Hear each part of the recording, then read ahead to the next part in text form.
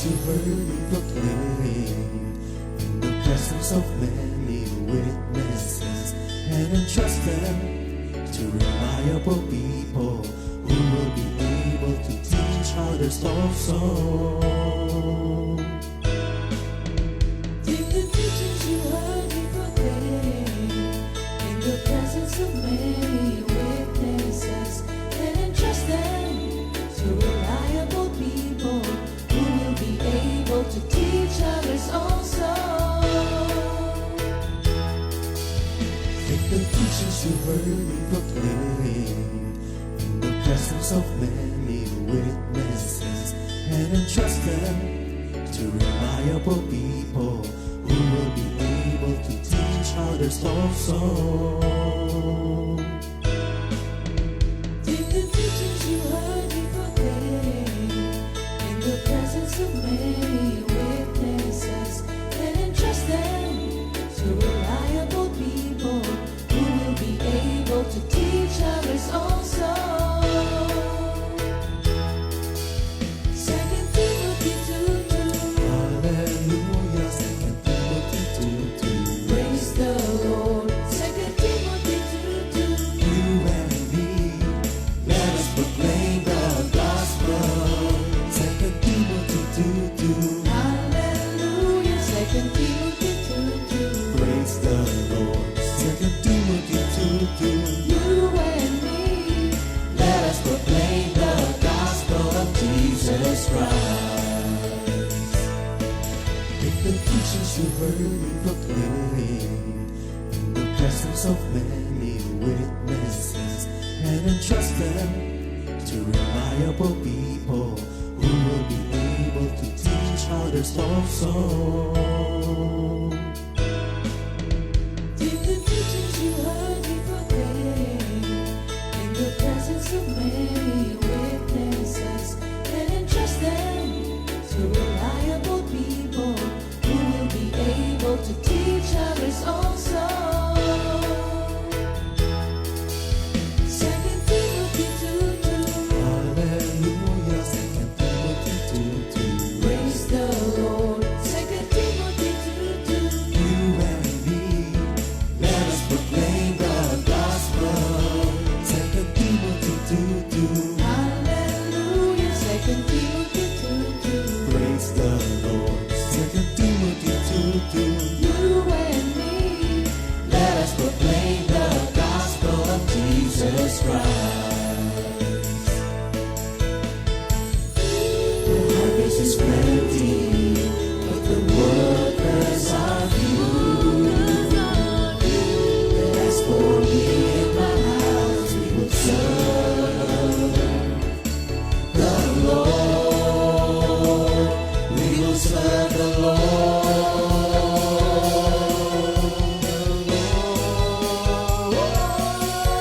2 Timothy 2:2.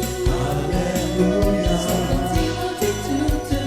Praise the Lord. 2 Timothy 2:2. You and me, let us proclaim the gospel. 2 Timothy 2:2. Hallelujah. 2 Timothy 2:2. Praise the Lord. 2 Timothy 2:2. You and me, Let us proclaim the gospel of Jesus Christ. 2 Timothy 2:2. Hallelujah. 2 Timothy 2:2. Praise the Lord. 2 Timothy 2:2. You and me, let us proclaim the gospel. 2 Timothy 2:2. Hallelujah. 2 Timothy 2:2. Praise the Lord. 2 Timothy 2:2. You and me, let us proclaim, lift up His name, delighting the Lord for His goodness. Let us proclaim, lift up His name, delighting the Lord for His goodness. Let us proclaim, lift up His name, delighting the Lord for His goodness. And He's God.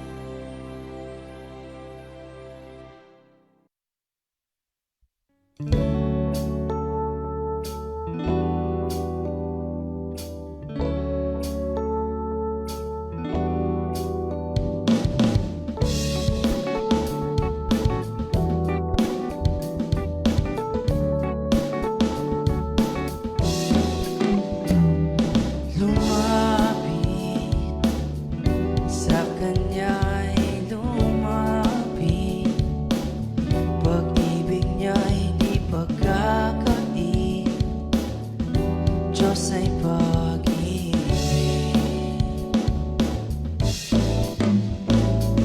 Lumapit sa Kanya'y lumapit.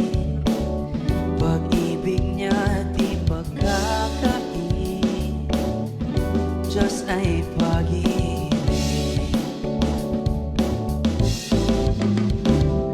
Problema mo'y ialay, sarili kalimutan.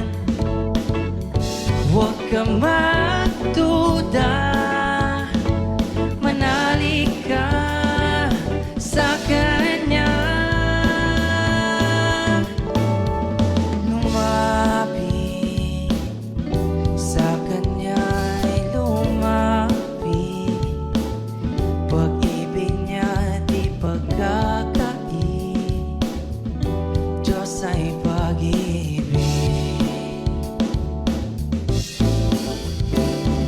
Problema mo'y ialay, sarili kalimutan. Huwag ka magduda, manalig ka sa Kanya. Siya'y tapat sa pangako niya, di Kanya pababayaan. Buhay niya'y pinagkaloob, ano pang hindi niya ibibigay.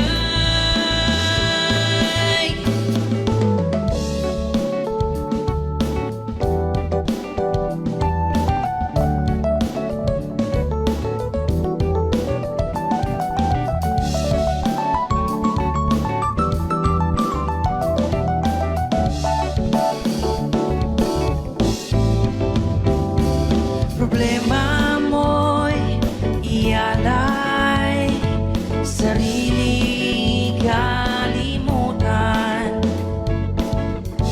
Huwag ka magduda, manalig ka sa Kanya. Lumapit sa Kanya'y lumapit. Pag-ibig niya'y di pagkakait. Diyos ay pag-ibig. Diyos ay pag-ibig. Diyos ay pag-ibig.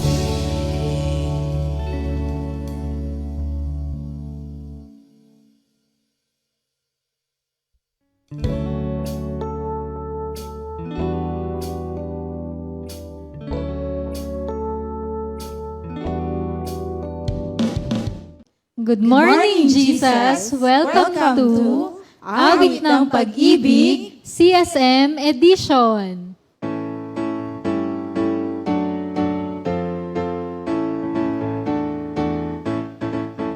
On your mark, get set, run the race of life. There's a prize awaiting you. Lay aside everywhere each besetting sin.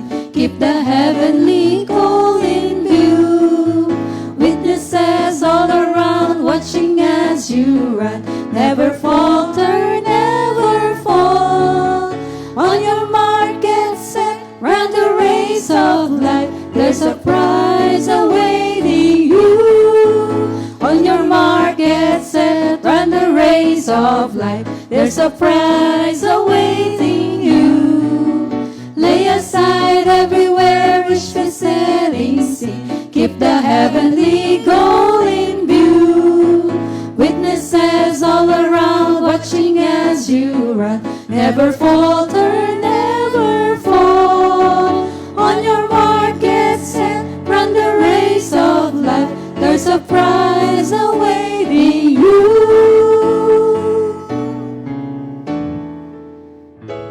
Ayan, thank you Lord. Welcome po mga kapatid sa another episode ng CSM edition ng GMJ.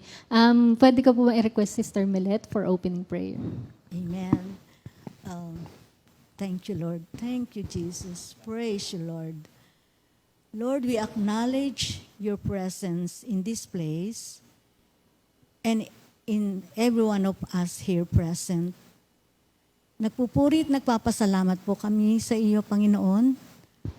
At kami po'y pinili mo, ginather mo, upang maipalaganap ang iyong salita.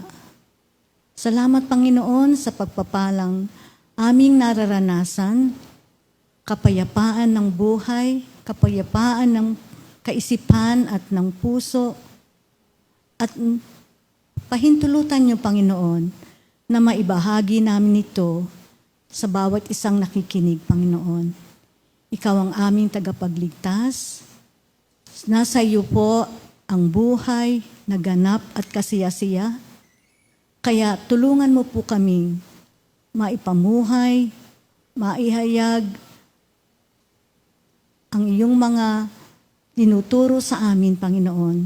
Gawin niyo po itong araw na ito, nagpapapala sa bawat isa. Muli, pinupuri ka namin, pinasasalamatan sa araw na ito. Sa pangalan na iyong anak na si Jesus, Amen. Amen. Thank you, Lord. So, ayun nga po, sa buwan nga po ng October, bale, ang topic po natin is about living life full of faith. Ayan, so yung main verse po natin, basahin ko lang po muna, nasa Hebrews 12:1-3. Therefore, since we are surrounded by such a great cloud of witnesses, let us throw off everything that hinders and the sin that so easily entangles, and let us run with perseverance the race marked out for us, fixing our eyes on Jesus, the pioneer and perfecter of faith. For the joy set before him, he endured the cross, scorning its shame, and sat down at the right hand of the throne of God. Consider him who endured such opposition from sinners so that you will not grow weary and lose heart. Ayun. So, living life full of faith. And siguro po, introduce po muna nila yung aking pong mga guest today, ang kanilang mga sarili. So, ang kasama ko po kasi ngayon ay mga kasamahan ko po sa LSS, Lower South Sisters, at isang import from SOF. Yan, Sisters of Faith. Sige po. Ayan. Thank you, Sister Heidi. Ayan. Ako po si Sister Jesusa Cao. Ang aking pong asawa ay si Butch. At ako ay isa sa mga member ng SOF po. At worker po ni Lord dito po sa Comfy. Thank you, Lord po. Ayan. Good morning po sa lahat ng viewers. Ako nga pala si Sister Jillian Ligaspi po. Ayan. Kung may nakakakilala, pero bagamat nasa heaven na yung aking partner, si Boyet Ligaspi po. Member din po ako ng Lower South Sister po. Thank you, Lord po. Ako po si Sister Milet Cruz ng Lower South at kasama din po ako sa LSS Choir or Lower South Sisters Choir. Tama ba yun? Tama naman po. At binabati ko po ang lahat ng viewers. Welcome po dito sa gawain na to. Ayan. So, thank you, Lord. So, ayun nga po, living life full of faith is like, kagaya nga po nung ginamit doon sa Hebrews 12, is inihalintulad po siya doon sa like running a race. So, ayun po, di ba po sa isang race, isa sa pinaka-vital sa kanya is yung starting point.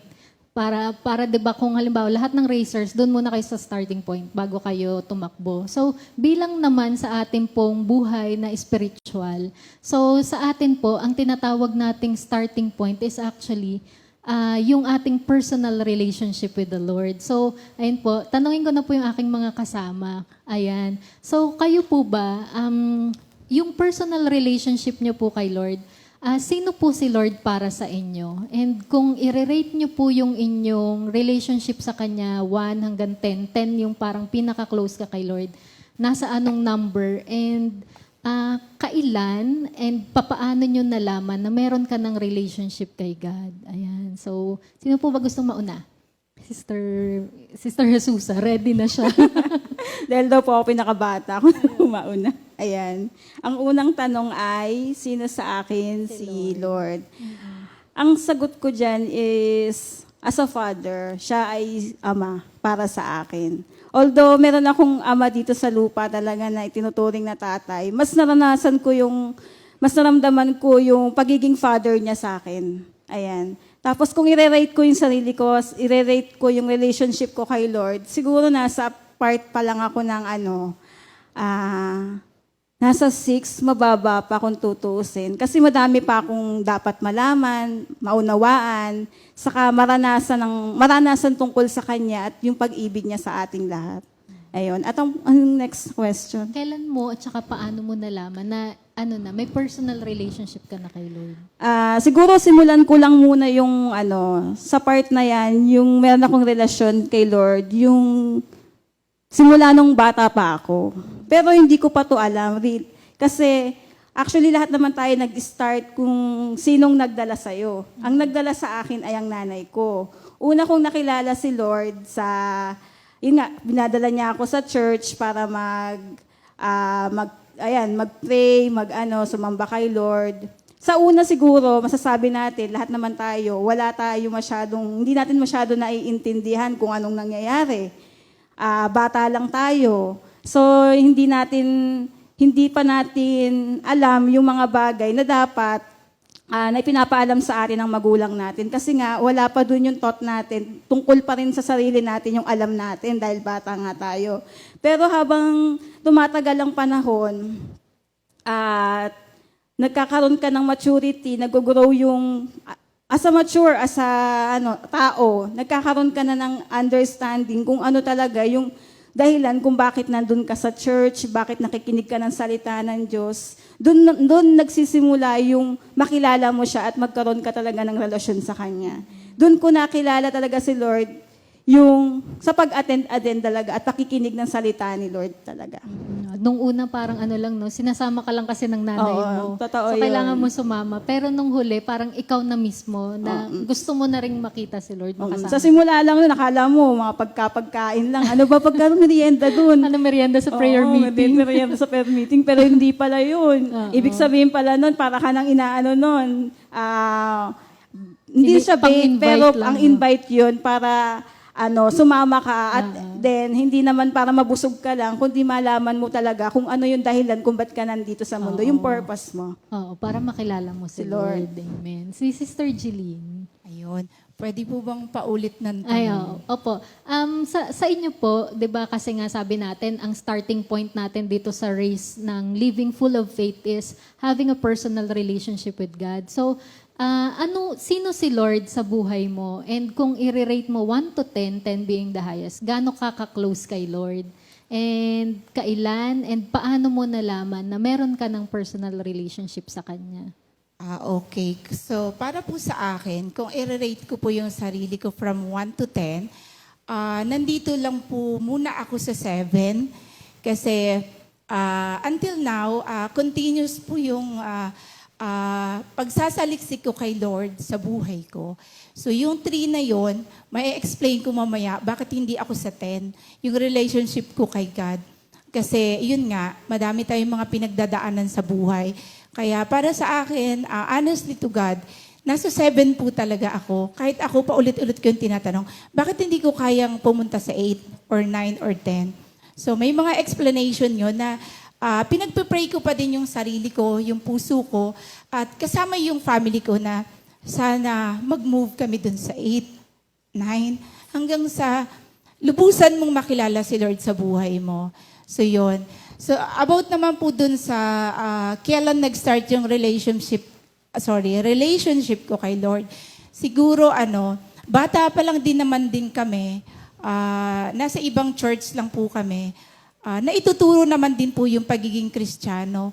Pero katulad nga ng sabi ni Sister Jesusa, dahil bata ka, wala ka pa po doon sa pagiging boldness sa mga tinuturo sa iyo everyday. Hindi pa pumapasok sa iyo at hindi mo pa din na i-apply sa sarili mo yung relationship mo kay God. Pero kumbaga, natataniman na kami ng paunti-unti ng Word of God, na which is kailan lang nitong may asawa ko, doon ko lang po naramdaman yung totoong relationship ko po kay God. Pero nung ako'y bata, dalaga, wala po yun. Mabuti man na makasimba, mabuti man hindi. So, nag-start po ako na masasabi ko na talagang may relation na po ako kay God simula nung 2007, nung tinaningan nga po yung buhay ko. So siguro, kahit sino naman sa atin, pag buhay mo na yung pinag-uusapan, saan ka ba kakapit? Di ba, kay God? Dahil no one na pwede magdugtong ng buhay natin. So doon po nag-start yung relationship ko kay God kasi sabi ko, si God yung creator, pinahiram yung buhay natin, siya lang din naman yung babawi. Maghahanap ka na lang din naman ng kakampi, ng susumbangan, ng best doctor, o di si God na, di ba? So yun yung binigay na relationship ni God sa akin na huwag kang bibitaw. Alam mo yun? Huwag kang bibitaw kasi ang buhay natin ay maikli lang. So yun, thank you Lord kasi doon ko po talaga na-start 2007 until now. Wino-workout ko pa din yung relationship ko kay God kasi hindi naman ibig sabihin na kapag Kristiyano tayo ay talagang everyday mainit tayo kay God. Minsan dahil sa mga struggle na pinagdadaanan natin, mayroon tayong time na nawawala tayo sa focus kay God kasi minsan parang nakatuon tayo doon sa mga trials, sa mga karamdaman. Pero dahil nga Kristiyano tayo, nataniman tayo ng Word of God, palagi pa rin tayo nire-remind ng Holy Spirit na, ayun nga, huwag kang susuko, huwag kang bibitaw sa bawat pagsubok kasi si God ay palagi nandyan sa atin. At ang pagkakakilala ko din po kay God ay Father na hindi po pwedeng itulad ng Father natin na nakagisnan dito sa lupa. Kung yung Father natin sa lupa mapagmahal, lahat ng gusto nating ibigay ay ibibigay niya. Pero mas more than that yung Father na nakilala ko sa langit.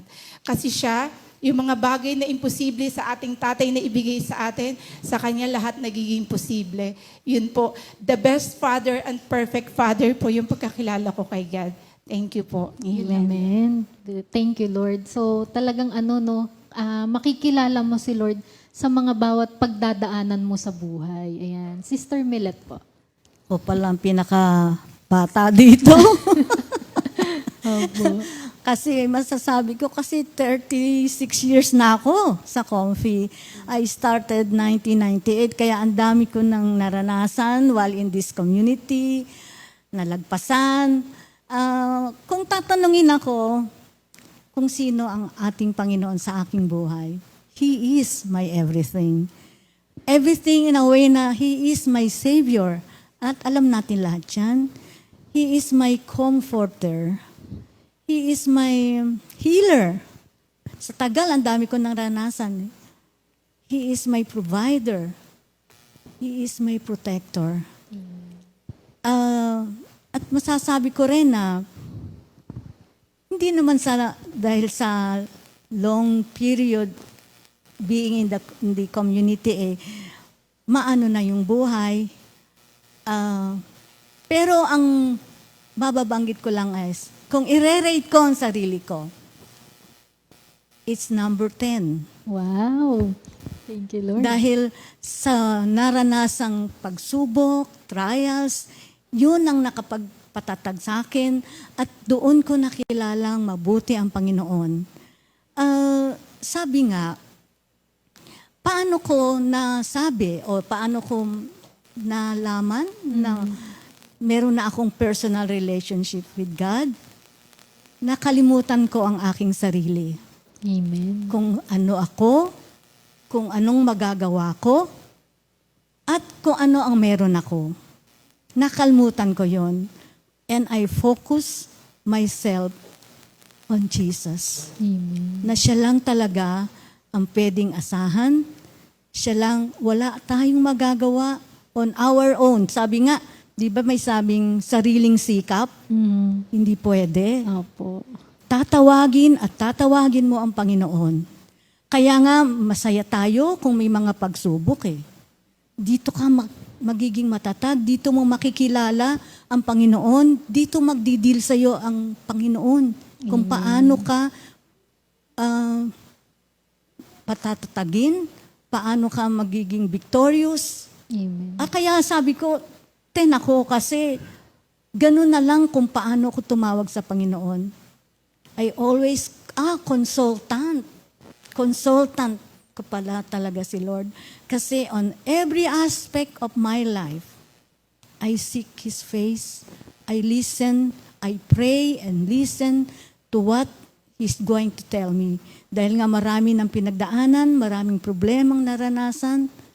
So, iyon, nagpapatatag sa akin at patuloy hanggang ngayon, umaasa sa pagpapala ng ating Panginoon. Amen. Wow, nakaka-encourage naman po yun. Kasi maski ako hindi rin 10 yung sagot ko eh.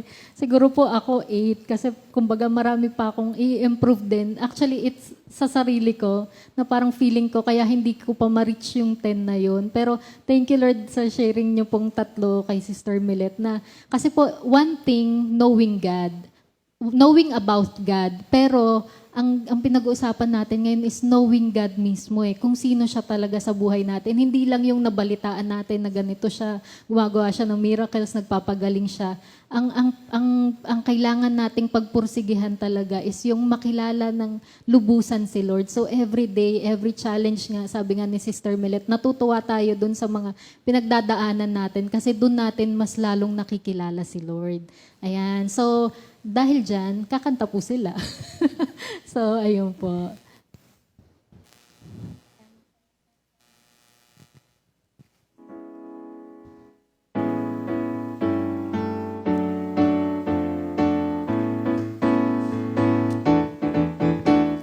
Huwag kang susuko, huwag kang bibitiw, sugod palakasin ang mahihina.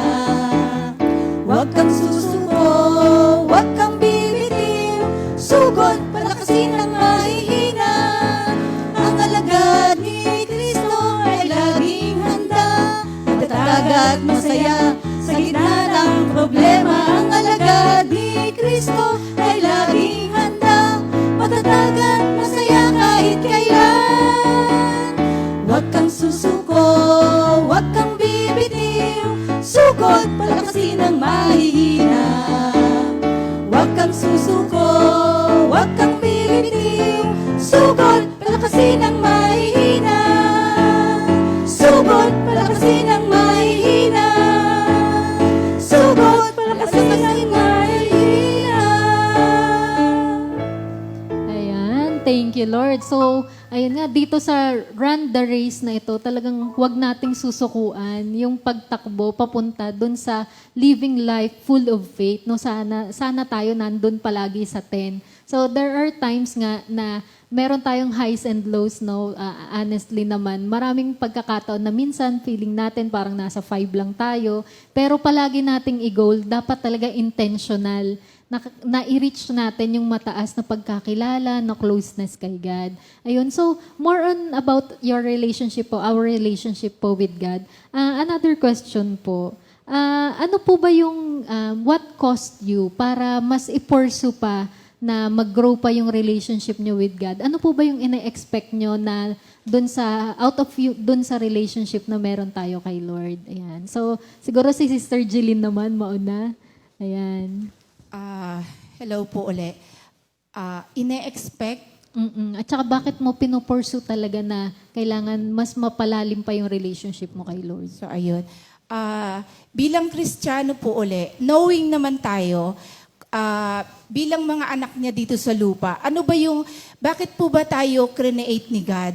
So, yung pumasok po sa isip ko, bakit tayo create ni God? Para ba saan?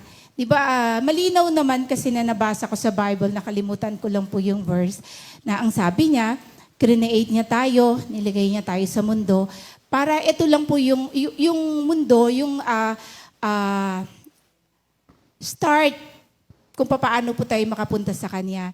Yung mga exercise na dapat nating gawin, katulad na nakalagay nga sa Bible na bigyan natin siya ng papuri at pasasalamat at mas kilalanin pa po siya sa araw-araw ng buhay natin. So, yun po. Thank you, Lord po. Amen. Si ano po, Sister Millet? Sa akin is upang mapagpatuloy ko ang ginawang pagbabago sa akin ni Lord, pagtutuwid, at paglilinis, no? At gusto ko kasi mabilong ako sa kaharian ng Diyos. Maging karapat-dapat ako na matawag niyang anak niya. At maranasan ko, kung patuloy ko namang nararanasan, pero patuloy na maranasan na yung bang masaya kasi, di ba, pag kayong nasa Panginoon ka, parang full of joy, full of happiness, full of everything, no? Kaya yun ang gusto kong, wag akong mawalay, yun. Wag akong mawalay sa pag-aaruga ng Panginoon, sa piling niya. Wag akong masway, yun ang ano ko talaga.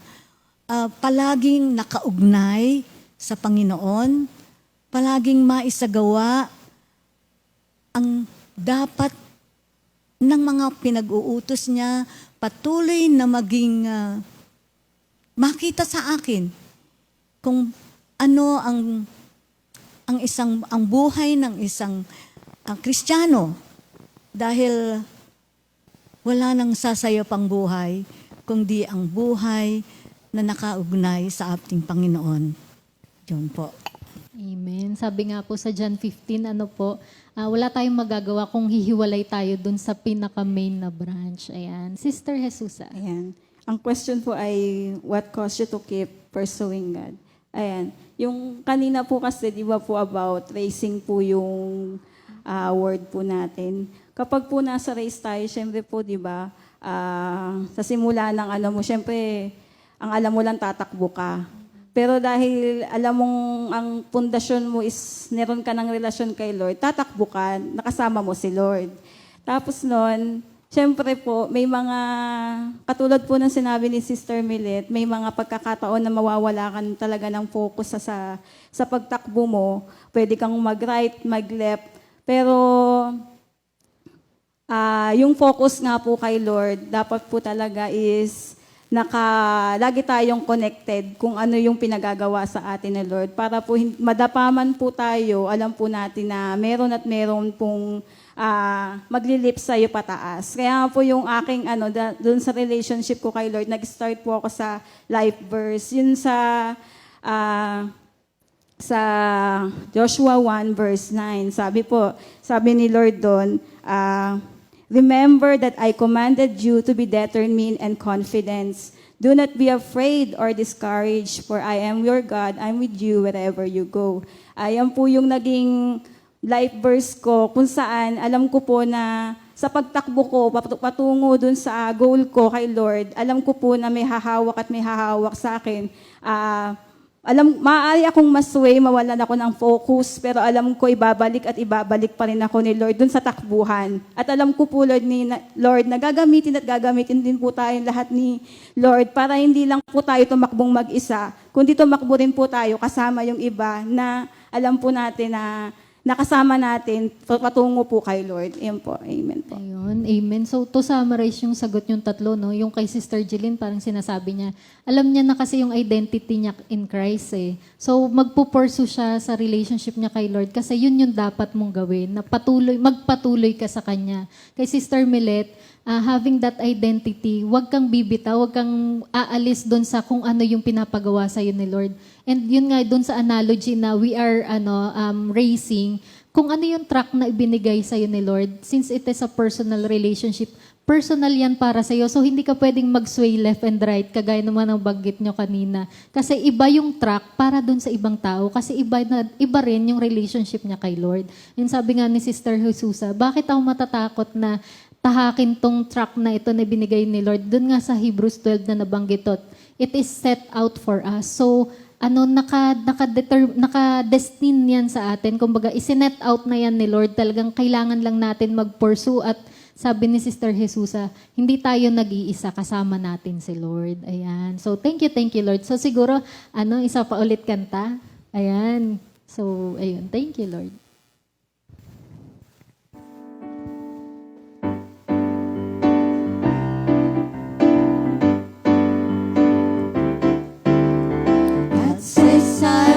save those who love me, and will protect those who acknowledge me as Lord. When they call to me, I will answer them.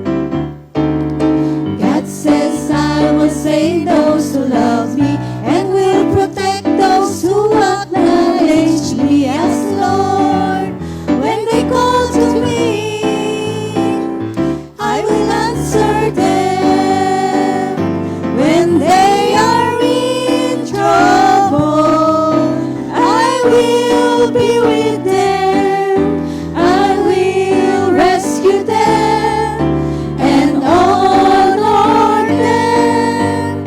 I will reward them with long life. I will save them. I will save them. I will save them. Ayan, thank you Lord para sa love niya, no? And nandun na nga rin tayo sa song na sabi nga ni Lord, I will reward them with long life. Ipasok ko na po yung mga may birthday natin ngayong araw na to. Ayan, so batiin po natin yung mga birthday celebrants natin for October 5, 2024. Happy birthday, Brother Romel Gatmaytan, Brother Ryan Gatmaytan, and Brother Bobot Salanggit. So, from Bulacan, no? From Bulacan. Yung dalawa po dyan, si Brother Romel and si Brother Ryan. Ayan, happy birthday! Happy birthday!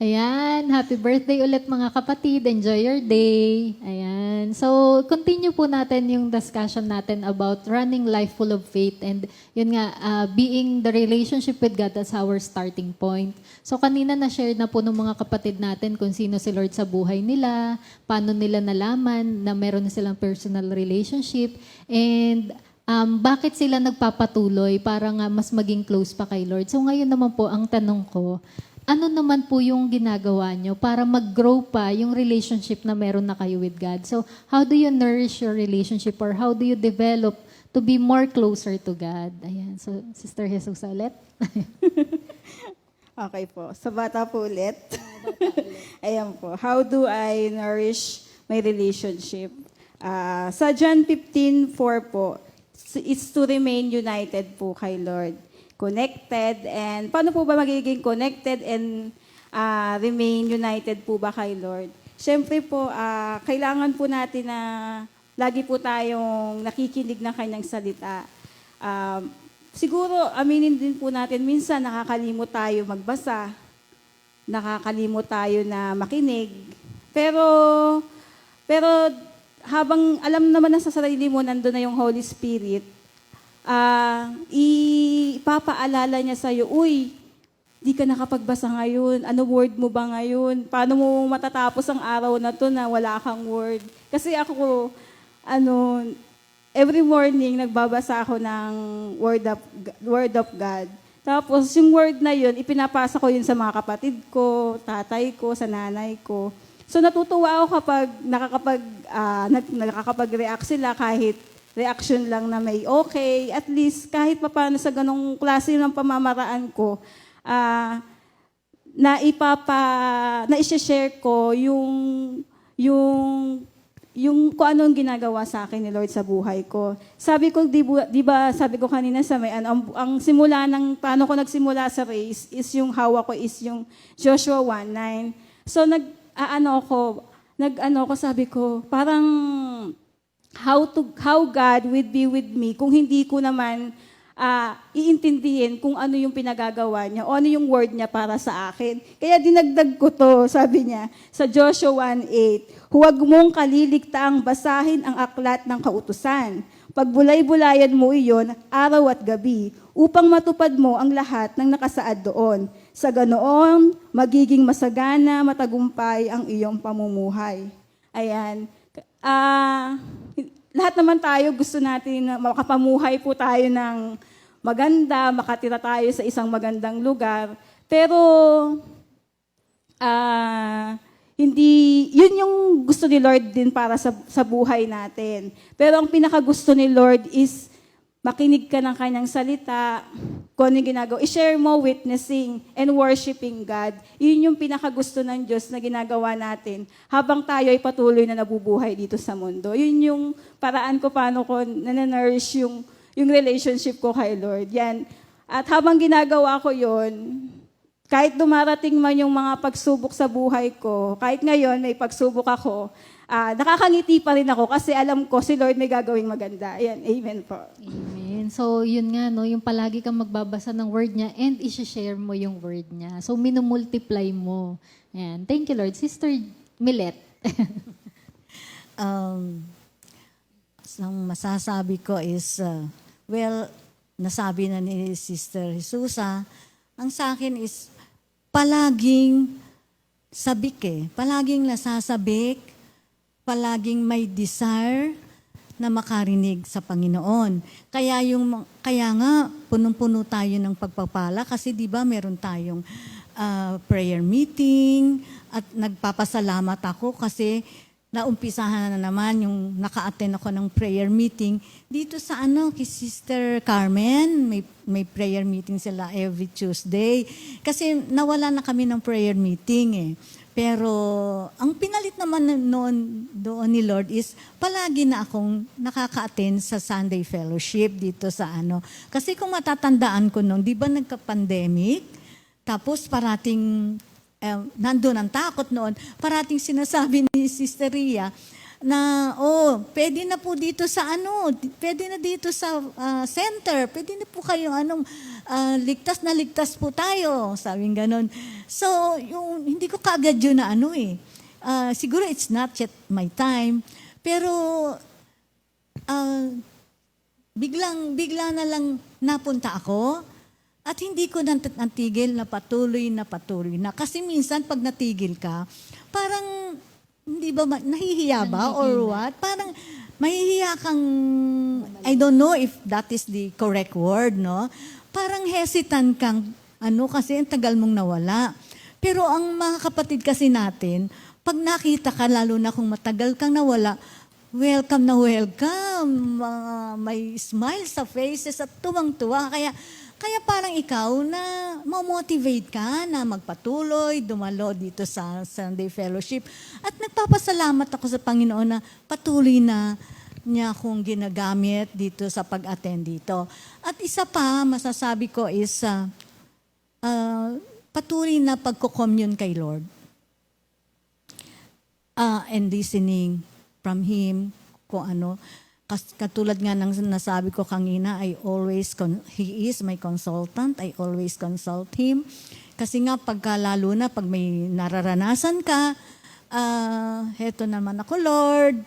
And nagre-reveal naman siya kung ano yung gustong iparating. At isa pa, yung mga Bible study, kahit online yan or virtual, malaking bagay yan. Tapos nadagdagan pa nga, yung si Pastor Fred, meron siyang everyday, di ba? Kaya punong-puno tayo ng salita ng Diyos. At yun kamukha ng mangyayaring anniversary natin. Isang way din yun para makasunod tayo na maka-attend. Kasi anuman activity na si Lord ang pinag-uusapan o si Lord ang tinataas, kailangan wag natin imisyon. Kasi may magandang mangyayari sa atin sa araw na yon na tinalaga ng Diyos.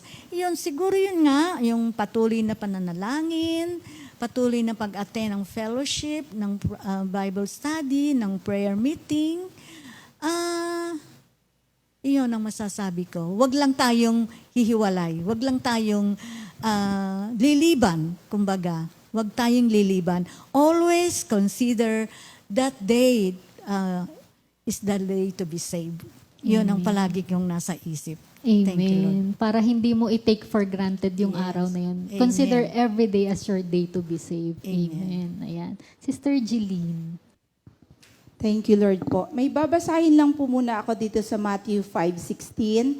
Ang sabi nga po dito, gayon naman, dapat ninyong paliwanagin ang inyong ilaw sa harap ng mga tao upang makita nila ang inyong mabubuting gawa at papurihan ang inyong amang nasa langit. So thank you, Lord, no? Kasi katulad ko nga po, 'di ba? Paano pa natin pursigihin yung ating relasyon kay Lord? Ayun nga. So, yun. Ako, dahil nagtatrabaho nga po ako, katulad niyan, para bang nalulungkot ako kapag may nababasa akong Bible verse na hindi ko maididighay. What I mean is, yung hindi ko masishare sa mga ka-work ko. So, naikukwento ko yun kasi masaya ako sa word na binibigay ni Lord. So, every day, nagkakaroon po ako ng time na talagang mag-a-alarm ako ng onting minuto sa dati kong nakagawi ang gising kasi kailangan kong magbasa ng Bible.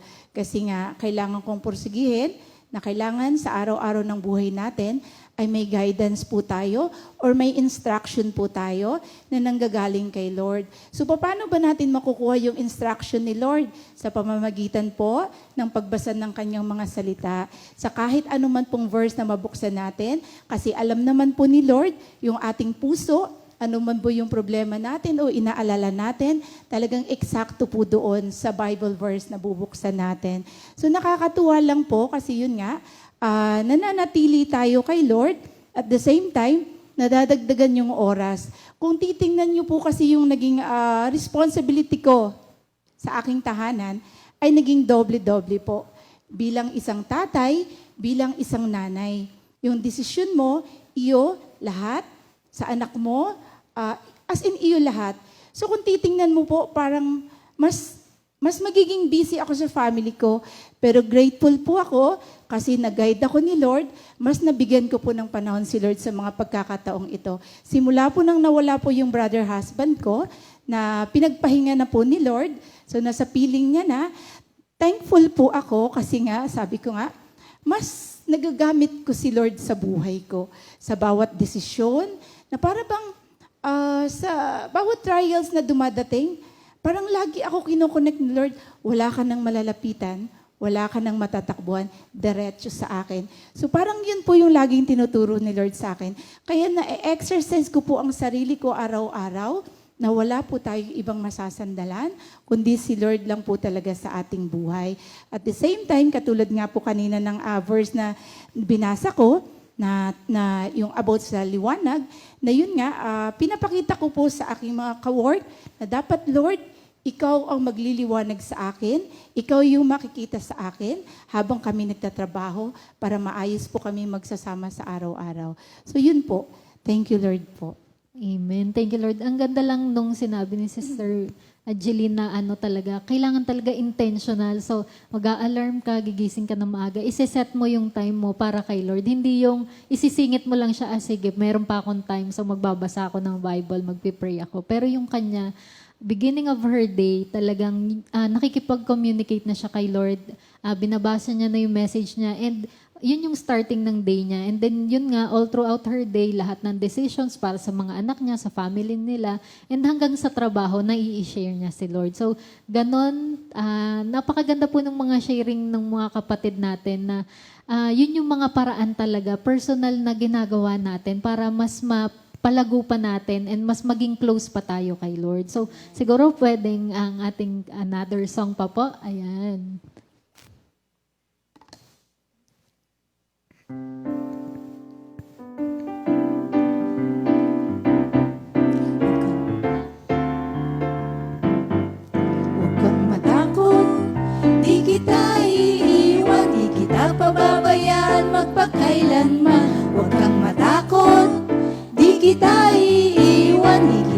pababayaan. Sabi ni Jesus, dumaan ka man sa malalim na tubig, sasamahan kita. Tumawid ka man sa mga ilog, hindi ka malulunod. Dumaan ka man sa apoy, hindi ka masusunog, hindi ka matutubog, pagkat kasama mo si Jesus. Huwag kang matakot, di kita iiwan, di kita pababayaan magpagkailanman. Huwag kang matakot, di kita iiwan, di kita pababayaan. Sabi ni Jesus, dumaan ka man sa malalim na tubig, sasamahan kita. Tumawid ka man sa mga ilog, hindi ka malulunod. Dumaan ka man sa apoy, hindi ka masusunog, hindi ka matutubog, pagkat kasama mo si Jesus. Ano mang pasubok, kasama mo si Jesus.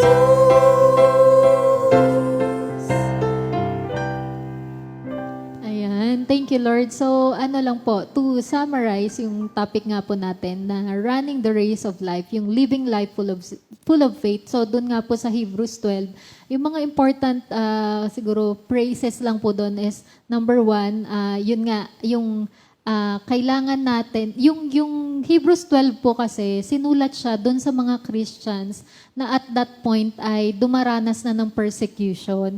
And kailangan nila ng encouragement kasi nga po, syempre kapag ikaw nakakaranas ka na ng mga pagsubok or paghihirap, parang nagdadalawang isip ka na, ipapagpatuloy ko pa ba itong pag-pursue kay Lord, itong relationship ko sa Kanya. Pero itong binigay itong Hebrews 12 na to, para i-encourage sila na magpatuloy. So sabi nga, ipagpatuloy mo yung pagtakbo. So sabi doon, meron ng, di ba, there's a cloud of witnesses. So nandoon po yung mga heroes of faith natin, yung nasa Hebrews 11, na nandun sila bilang encouragement po sa atin, bilang example po, na pwede nating gayahin kung paano sila nagpatuloy, paano nila naisabuhay na puno sila ng faith, ng pag-asa, ng pananampalataya kay Lord. And yun nga, sabi nga po dun sa Hebrews 12 din, yung track na yun, nakaset out na sa atin. So kapag pinagpatuloy natin yun, ibig sabihin nun, we are living according to God's will. So kailangan lang nating magpursige. Keep on going ka nga. So ayun nga po, so very important yung personal relationship kay Lord kasi yan din yung maglilid sa atin to our salvation. Diba? Ang salvation nga po natin is personal din. So hindi ka masisave ng faith ng ibang tao. Ikaw talaga ang kailangan. Meron kang personal na relationship kay Lord. And kung ano man po yung nasa ang status man yung relationship natin kay Lord, kung nasa 1 ka man, nasa 3, nasa 5, nasa 8, nasa 10, God will meet you kung nasaan ka, where you at. So, hindi mo kailangan mahiya kay Lord na lumapit na, Lord, sorry, ganito lang ako. Ito lang yung verse na alam ko. Isang verse lang po yung kabisado ko, Lord. Yun lang aking life verse. Samantalang yung iba po, ang tagal na ganyan. So, wag kang mag-alala dahil pinili ka ni Lord at kung anumang level yung relationship na meron ka, doon ka imimit ni Lord. And sabi nga ng mga kapatid natin, kasama mo siya, hindi ka nag-iisa. Tutulungan ka niya dun sa track na ibinigay niya sa'yo. So, ano nga po ba yung mga kailangan natin gawin para ma-nourish pa? So, sabi ko nga kanina, intentional dapat. Yung relationship natin kay Lord, gustuhin natin, pagpursigihan natin. So, nandyan yung number 1, palagi nga pong pagpipray, palaging pagbabasa ng Bible, and yung praying unceasingly, yung sa Thessalonians, sinabi po doon nga na to pray unceasingly, yung everyday, yung kumbaga sabi nga po, i-practice natin yung one breath prayer na thank you Lord, yung ganun. Kaya in Jesus name, yung isang hinga na yon na very important yon na panalangin na natin kay Lord. So all throughout our day, hindi naman kailangan na ganito katagal yung pagpipray mo. For me, personally po, as long as you are sincere and you know that you are communicating yung heart mo, kinoconnect mo kay Lord. So, that way, mananourish yung relationship mo. And second nga, di ba sabi kanina, magbasa ng Bible. So, you listen to God's Word. So, hindi lang yung, di ba, pag prayer nga, ikaw nagsasabi kay Lord. Pag binasa mo yung Word niya, yung salita naman ni Lord, yung pinapakinggan mo. And hindi lang basta nabasa. Sabi nga po, di ba, hearing is different from listening. So, doon tayo sa listening. And kasama doon sa listening is yung pag-obey natin doon sa mga instructions ni Lord. So, hindi lang dahil nabasa mo, ito yung word sa'yo ni Lord, minsan tatanungin mo pa, Lord, talaga ba? Tapos parang magdadalawang isip ka pa kung susundin mo yung sinabi ni Lord.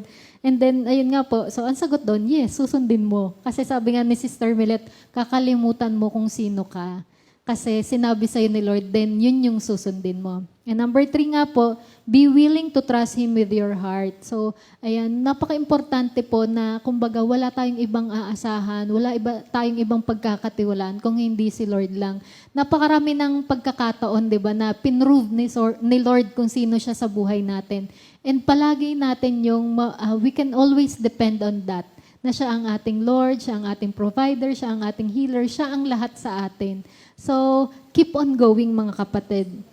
So, trust Him and learn to depend on God. Ito yung, tayo po kasi common sa atin yung maging self-reliant, feeling natin, kaya natin. Pag may napapagdaanan tayo, ay, alam ko na to, ganitong gagawin ko, etong taong kakausapin ko. Pero yun nga yung nagugustuhan ni Lord. Meron akong kaibigan po, ma-share ko lang. Parang sabi niya, aren't you bothering God so much when you're asking Him about all those things? Sabi niya. Sabi ko, no, actually kako, yun nga yung sweet para kay Lord, na you bother Him with all your concerns. So, ganun po. So, hindi lang kapag yung tipong lumong-lumo na tayo, saka lang tayo lalapit kay Lord. Pero we depend on Him sa lahat ng bagay. Yes. Saka parte siya ng life mo. Oo. Kukulang ka kapag wala siya. Oo. Parang pag in-exclude mo si Lord doon, yun yung time na mag-uumpisa na mag-disconnect and mag-depart ka doon sa relationship mo kay Lord. And lastly, ayun nga po, nabanggit po ni Sister Millet, pursue relationship with other Christians. So, yung sabi niya, yung feeling niya, nahihiya siya kasi matagal siyang nawala. Pero nandun yung welcome nung kapatiran. So, sabi nga po, inilagay tayo ni Lord not to be alone in this life. So, hanapin natin yung mga, di ba po napakasarap naman na nagkukwentuhan kayo about kay Lord, and then kapag ka nanghihina ka, merong mag-encourage sa'yo, na alam mo, ang i-advise nila sa'yo is, yung kung ano rin yung narinig nila kay Lord. And syempre po, bawat isa sa atin, iba yung pagkakilala natin kay Lord. Tapos masishare niya sa'yo, ay ganyan si Lord sa'yo. So parang ma-encourage ka na sana gusto kong i-pursue na maging ganun din si Lord sa buhay ko. So lalo pang mag-grow, nandoon pa yung hunger mo to know God more, to love Him more, to do more para kay Lord, para mas mabigyan mo pa siya ng glory. So, sabi nga po, yung pag-build ng relationship kay Lord, hindi naman yan automatic. So, lahat nga po tayo may starting point. And right now, we are running pa rin yung race na yon. And yung relationship din po kay Lord, merong instances na sometimes medyo nanghihina po tayo, bumabagal tayo ng takbo. May times naman na parang sobra tayong energetic na talagang na nakakatakbo ng mabilis, parang wala tayong naiisip na anumang hindrances. Pero yun po, that's part of the journey, that's part of life, na basta ang importante, sabi nga po ng mga kapatid natin, huwag kang bibitaw, don't get yourself disconnected kay Lord. Kailangan dapat palagi kang connected sa Kanya. And ayun nga po, you learn more about Him and encounter Him in deeper ways in each season. So kung nandun man tayo sa time na nagtatanim pa lang tayo, nandun tayo sa time na nag-harvest na tayo, i-enjoy lang po natin yung race na yun, yung journey natin in life na kailangan talaga pagdaanan ng bawat bagay na yon. So, as you draw closer to Him, He'll reveal more of Himself to you and teach you more about what He is like. So, kung meron pong brand ng inumin na sabi, keep on walking, yung sa atin, keep on running. Ayan, don't let anything hinder us from reaching our goal. Ayun. So, thank you, Lord po. Ayan, mga kapatid, may mga pa po ba kayo? Parting words? Or okay na tayo? Okay na. Ayun. Thank you, Lord. Sige po. So, sige po. Magko-close na rin po ako na in prayer. Ayan. So, Thank you, Lord. Thank you, Jesus. Hallelujah. Panginoon, muli po maraming salamat sa lahat po ng itinuro niyo po sa amin. Salamat po sa mga kapatid ko na nakasama ko po ngayon, Lord God. Lord, alam ko po na ikaw po ang siyang nangusap po sa bawat isang nakikinig ngayon, Panginoon. Kung sino man po ang may pinagdadaanan, Lord God, alam ko po na nabigyan niyo po sila ng assurance, Panginoon, na hindi sila nag-iisa sa kanilang pinagdaraanan. Salamat, Panginoon, sa pag-remind sa amin na mahal mo kami. Salamat, Lord, sa pag-remind sa amin na sa pagpapatuloy namin, Lord God, we are going closer, papunta po doon sa goal na isinet mo po sa bawat isa sa amin. Bigyan niyo po kami ng strength, i-provide niyo po sa amin ang lahat ng aming pangangailangan, Lord God, upang makapagpatuloy po kami dito sa race of life na ito, Panginoon, ng race of faith, Panginoon. Lord, nawa po sa lahat ng aming gagawin, mapakita po namin na mas lalo ka pa po naming minamahal and gagawin po namin ang lahat ng bagay to give you glory. Thank you, Lord. Hallelujah. In Jesus' name, amen. Amen. Ayan.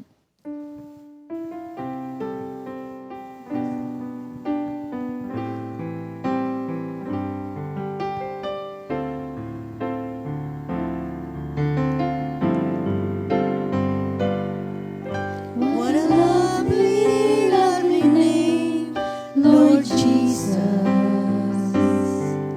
What a lovely, holy name, Lord Jesus. What a lovely, lovely name, Lord Jesus. Your name is above all names. Lord of Lords, Almighty God, King of Kings, Lord of Lords, Almighty God, King of Kings, Lord of Lords, Almighty God. Your name is above all names. Hosanna, Hosanna, glory to God. Hosanna, Hosanna, glory to God. Hallelujah, hallelujah, glory to God. Hallelujah, hallelujah, glory to God.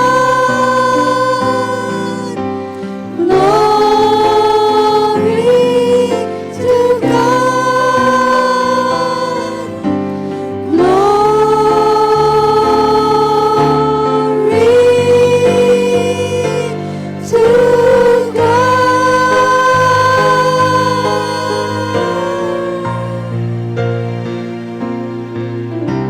to Thank you, Lord. God bless mga Thank kapatid. you po. Thank you, Lord po. 2 Timothy 2:2. Hallelujah.